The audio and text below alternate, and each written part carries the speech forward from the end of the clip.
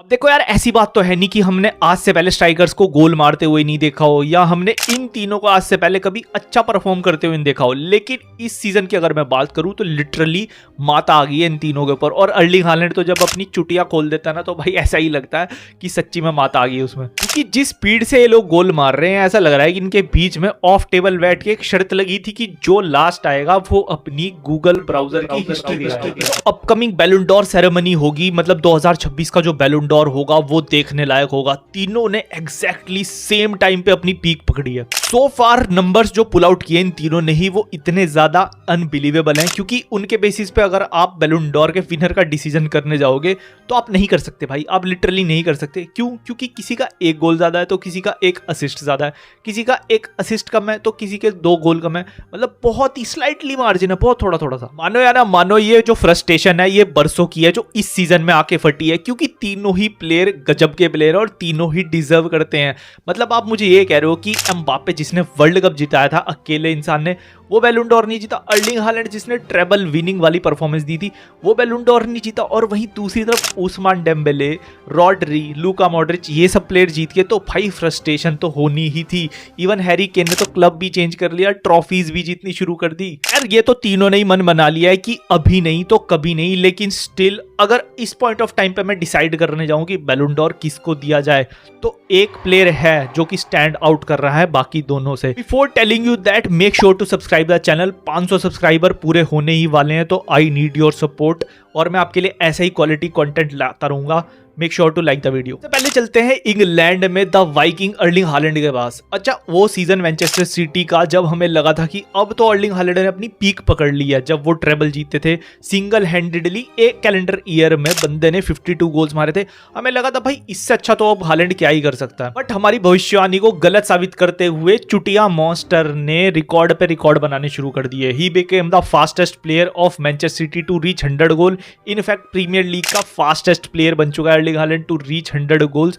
Fastest player of Manchester City to reach 25 goals. मतलब all kind of records तोड़ रहा भाई। और इस जानवर की भूख यही नहीं रुकी। ना ना ना ना ना, गलत फहमी में हो अगर आप ये सोच रहे हो। अभी भी भाई ये बंदा fastest to reach 20 goal, 30 goal, 40 goal, 50 goal in UEFA Champions League और इंटरनेशनल लेवल पे he is the fastest to reach 50 goals.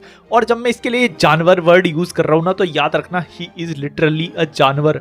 मतलब प्लेयर्स के सिर पे घुटना रख के तो हेडर मारता है ये। भागते भागते अगर धक्का दे देना किसी प्लेयर को तो वो 1 फुट दूर जाके गिरता है। रिसेंटली नॉर्वे ने दोबारा से अपनी हिस्ट्री में 27 साल बाद वर्ल्ड कप में क्वालिफाई किया है और उसका सिंगल हैंडेडली श्रेय जाता है हमारे भाई साहब चुटिया मॉन्स्टर अर्लिंग हालैंड को। क्योंकि पूरी टीम ने क्वालिफाइंग राउंड में जितने भी गोल मारे ना, उसका 30% तो अर्लिंग हालैंड ने स्कोर कर दिया है। So far this season Erling Haaland ने 25 मैचेस में फॉर मैनचेस्टर सिटी 25 गोल मार दिए हैं। और हमें ये नहीं भूलना चाहिए कि he plays in the most difficult league of the world against the most powerful, most difficult oppositions. और अगर इतनी सारी चीजें सुनने के बाद भी आपको लग रहा है कि ये चीजें नॉर्मल है, ये बातें नॉर्मल है, फुटबॉल में ऐसा कोई भी प्लेयर कर देता, तो भाई आपको डॉक्टर बंगाली की जरूरत है। चलते सीधा स्पेन रियल मैड्रिड की हवाओं में, जहां पे है Kylian Mbappe the ninja turtle, जिसने कसम खा रखी है कि doesn't matter Carlo Ancelotti manager है, जाबी अलोंसो मैनेजर है, रियल अच्छा खेल रही है, रियल बुरा खेल रही है, उसने कसम खा रखी है गोल मारने की। किलियन एम्बाप्पे ने भी क्रिस्टियानो रोनाल्डो का रिकॉर्ड इक्वलाइज कर लिया है। It is a big deal, क्योंकि जहां रोनाल्डो के पास Toni Kroos, Luka Modric, Di Maria, Sami Khedira, Xabi Alonso as a player in the midfield था, वहीं पे किलियन एम्बाप्पे के पास कामाविंगा, चाओमेनी, जूड बेलिंगम, आर्दा गुलर है। So it is a big deal. इस सीजन रियल मैड्रिड को सिंगल हैंडेडली अगर किसी ने टाइटल रेस में बरकरार रखा हुआ है तो वो है किलियन एम्बाप्पे। जाबी अलोंसो का पिछवाड़ा सैक होने से अगर किसी ने बचा रखा है तो वो है किलियन एम्बाप्पे। और इतना काम तो किलियन एम्बाप्पे खत्म रियल मैड्रिड की टीम के साथ कर रहा है। He is also the top scorer of La Liga and also the top scorer of Champions League. France के लिए द ओनली प्लेयर जिसको मैं बोल सकता हूँ पिछले 4 या 8 साल से कंसिस्टेंट है, तो वो किलियन एम्बाप्पे ही है। वर्ल्ड कप क्वालिफिकेशन राउंड में भी किलियन एम्बाप्पे ही कॉन्स्टेंटली स्कोर कर रहा था। ऑल्दो फ्रांस के पास बहुत बड़े बड़े सुपरस्टार है, बहुत बड़े बड़े नेम है, लेकिन when it comes to main matches, deciding matches, तो उसमें किलियन एम्बाप्पे ही स्कोर करके देता है। And the biggest achievement of them all की अभी रिसेंटली किलियन एम्बाप्पे ने अपने करियर में पूरे 400 गोल मार्क की टैली जो है वो पार कर दी है। Moving on to our third striker Harry Kane. Bayern Munich को उनकी हिस्ट्री का सबसे बेस्ट स्टार्ट करा के दिया है बंदे ने।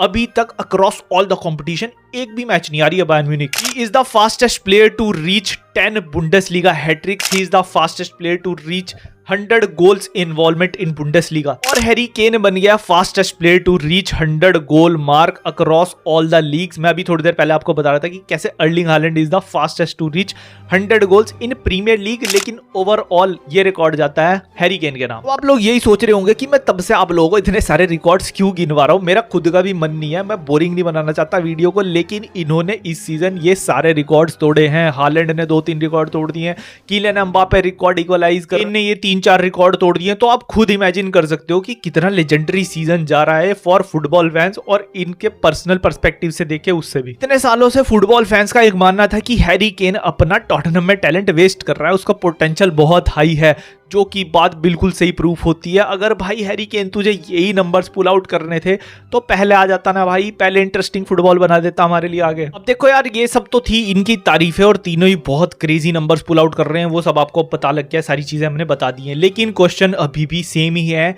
कि कौन जीतने वाला है 2026 का बैलन डोर। और इस क्वेश्चन का आंसर करने के लिए ना आपको एक चीज ध्यान देनी होगी कि दो चीजें हैं जो बहुत ही ज्यादा डिफरेंस क्रिएट कर सकती हैं।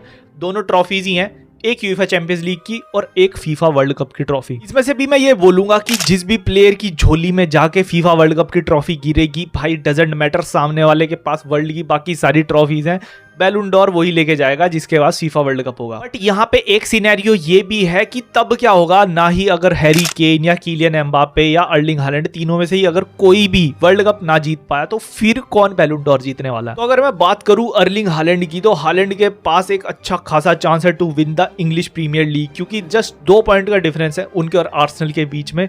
वहीं पे हमें सबको पता है कि आर्सेनल कितने इजीली, कितने आराम से, कितने प्यार से बॉटल कर जाती है। मैनचेस्टर सिटी की overall performance day by day अच्छी ही होती जा रही है। Erling Haaland is regularly scoring for them.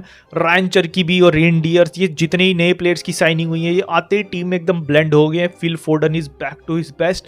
I think they also have a pretty good chance on UEFA Champions League trophy. लेकिन यही सेम बात मैं कीलियन एम्बापे के लिए नहीं बोल सकता। भाई ऑलरेडी बार्सिलोना से 2-3 पॉइंट्स की लीड लेने के बाद भी ला लीगा में अपनी लीड गवा चुके हैं रियल मैड्रिड, और अब पूरे 4 पॉइंट्स बिहाइंड बार्सिलोना चल रही है। एम्बापे भले ही बहुत ही अच्छी फॉर्म में हो, लेकिन उसकी टीम हगरी है। विनीशियस जूनियर का कुछ अता पता नहीं है, और यूएफए चैंपियंस लीग में दूर से दूर तक मुझे कहीं फेवरेट नजर नहीं आ रही रियल मैड्रिड। तो वीडियो के स्टार्टिंग में मैंने आपको बोला था कि एक प्लेयर ऐसा है जो बाकी दो को एज कर रहा है, और वो है हैरी केन। क्यों? क्योंकि हैरी केन की जो बायर्न म्यूनिख है वो ऑलरेडी भाई फर्स्ट और सेकंड पॉइंट के बीच में आप जाके गैप देखना पॉइंट्स टेबल में, they are winning the Bundesliga, कोई डाउट ही नहीं है। वहीं पे बात करूं अगर यूएफए चैंपियंस लीग की उनकी फॉर्म के बारे में, even their match against PSG उसको भी वो नहीं हारे हैं। बायर्न म्यूनिख के सारे injured players like Jamal मूसियाला, Alfonso Davis सारे ही वापस आ गए हैं, और उन्हें लेनर्ड कार्ल जैसा एक बेस्ट मिडफील्डर भी मिल गया in the absence of मूसियाला। Harry Kane अपनी लाइफ की बेस्ट फॉर्म में है, ओवरऑल सारे कॉम्पिटिशंस में 30 गोल्स मार चुका है। I think Harry Kane has a edge over the other 2 players. He is not just your deadliest finisher, he is also a game dictator. And after leaving Tottenham, he is now a serial trophy hunter. तो मेरे हिसाब से Harry Kane is winning the Ballon d'Or 2026. Do let me know कि आपको क्या लगता है कि 2026 का Ballon d'Or कौन जीत रहा है इन द कमेंट सेक्शन।